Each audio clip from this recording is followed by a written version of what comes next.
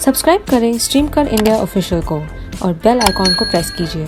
वहां पहुंचते हैं, ओइजा बोर्ड लेके जाते हैं और पूरा माहौल बना लिया जाता है, कैंडल जलाई जाती है। उसके फर्स्ट फ्लोर पे कोई एक आवाज आई।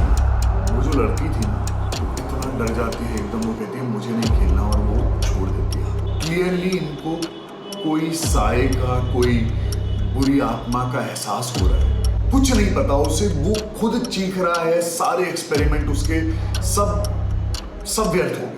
और इस समय में वो एक ऐसे दुश्मन से लड़ रहे हैं, एक ऐसी आत्मा से लड़ रहे हैं जिसे वो देख ही नहीं सकते। उन्हें पता ही नहीं है कौन है वहां पे। उस लड़के के पीछे बहुत सारे स्क्रैचेस होते हैं। कौन साया था, कैसा साया था, नहीं पता। हाय दोस्तों, मैं हूं शिवम गुप्ता और ये आप सभी के लिए एक और नया केस।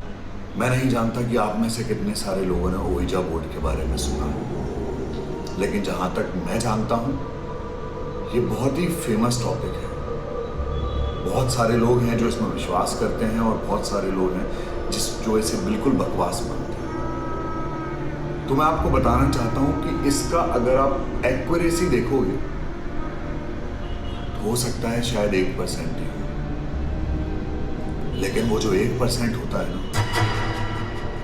बहुत खतरनाक हो सकता है। ये जो इंसिडेंट है वो इंडिया का नहीं है, अब्रॉड का है। और जिनके साथ हुआ है वो जिंदगी भर के लिए ओइजा बोर्ड को भूल चुके होंगे। ये सब लोग एक कंट्री साइड में रहते थे। इनका टाउन था, वहां से दूर जाने के लिए, वहां से बाहर जाने के लिए 2 रास्ते थे। एक नॉर्मल रूट और एक छोटा सा एक रास्ता जाता था। और उस रास्ते में एक अबैंडन घर था, बंद पड़ा हुआ था बहुत। जब ये लोग छोटे थे ना, तभी से सुनते थे कि ये जगह सही नहीं है और अगर शाम का समय हो जाए तो तुम लोग इस रास्ते से ना हो, नॉर्मल रास्ते से ही हो, चाहे टाइम ज़्यादा लग जाए। हमेशा से सुनते थे, बट धीरे धीरे वहाँ के बच्चे बड़े हुए, कुछ अलग अलग जगहों पर गए। उनमें से एक लड़का था जो बाहर जाके उसे ओइजा बोर्ड के बारे में पता चला। और वो बचपन से ही ना थोड़ा इंक्विजिटिव था। उसे बचपन से ही चीज़ें जानने का बड़ा शौक था।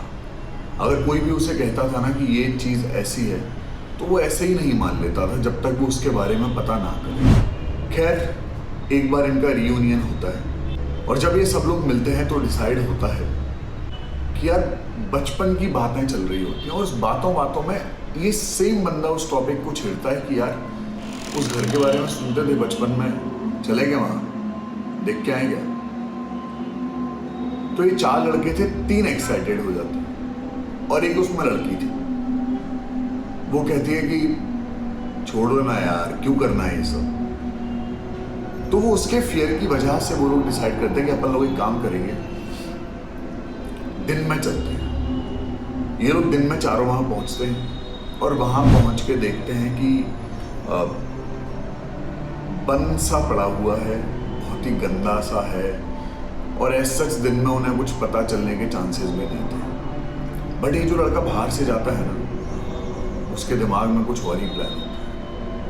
ये इन सबको वो जगह दिखाता है और वापस दोबारा ये लोग एक घर पे बैठते हैं और डिसाइड होता है कि यार ये ओइजा बोर्ड के बारे में बताता है और कहता है अपन वहाँ चलेंगे और ट्राई करेंगे। मैं तुम लोगों को सच बताता हूँ कि मैंने ओइजा बोर्ड से ट्राई किया है, कुछ हुआ नहीं है, तो तुम लोग डरना मत, हम लोग चलते हैं, एक्सपेरिमेंट करते हैं।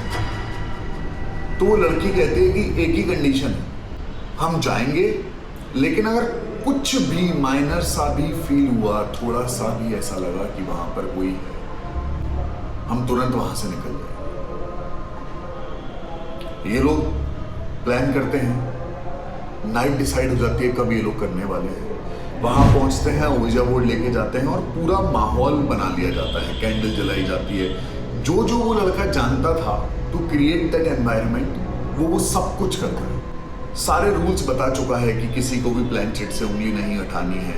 अब ये लोग थोड़ी देर तक ट्राई करते हैं, थोड़ी देर तक कुछ मूव नहीं होता, लेकिन एकदम से ऐसा लगता है कि उसके फर्स्ट फ्लोर पे कोई एक आवाज आई।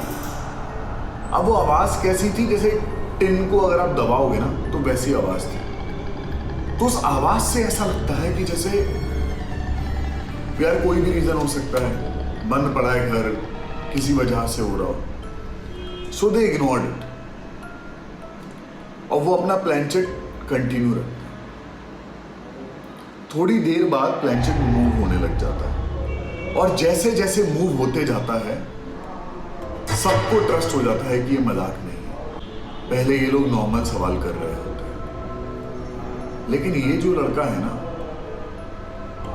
उसे डर नहीं है। ओइजा बोर्ड के भी अपने रूल्स हैं कि आप क्या सवाल पूछो, कितने पूछो, किसी भी एनर्जी को ज्यादा ट्रिगर मत करो, ज्यादा चैलेंज मत करो। और ये लड़का वो सब कुछ कर रहा था जो नहीं करता था। जितनी भी कैंडल्स वहां पर जल रही थी सब बुझ जाते। इनिशियली जो ये सवाल पूछ रहे थे उनके जवाब भी सही आ रहे थे। वो जो लड़की थी ना, वो इतना डर जाती है एकदम, वो कहती है मुझे नहीं खेलना और वो छोड़ देती है हाथ। ओइजा बोर्ड में कुछ भी कर सकते हैं लेकिन ये नहीं करना चाहिए। जैसे ही वो ये छोड़ती है, ये लोग उसे रोकते हैं, तब तक पीछे देखते हैं तो ओइजा बोर्ड में आग लग चुकी है। इनके पास कोई चॉइस नहीं है, सिर्फ भाग सकते हैं, सिर्फ भाग सकते हैं। क्लियरली इनको कोई साए का, कोई बुरी आत्मा का एहसास हो रहा है, लेकिन ये देख नहीं पा रहे हैं कुछ।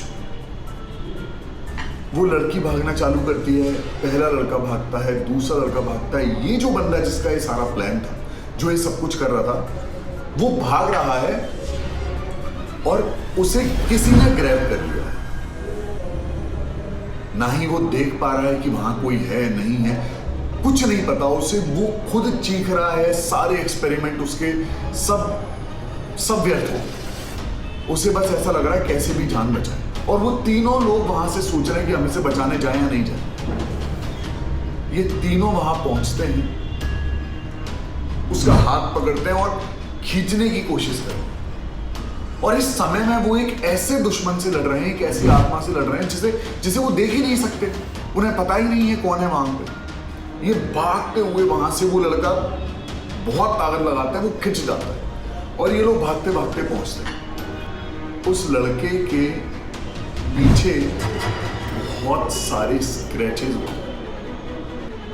ये जो भी हादसा था, इसमें कौन साया था, कैसा साया था, नहीं पता होगा। ये लोग बहुत डर जाते हैं, अपने अपने घर पहुंचते हैं। और वो लड़की बोल ही रही थी कि ये सब नहीं करना चाहिए, बट ये लोग मानते नहीं। बट ये लोग सोचते हैं अब ये हो गया, ठीक है, बात खत्म, सब कुछ।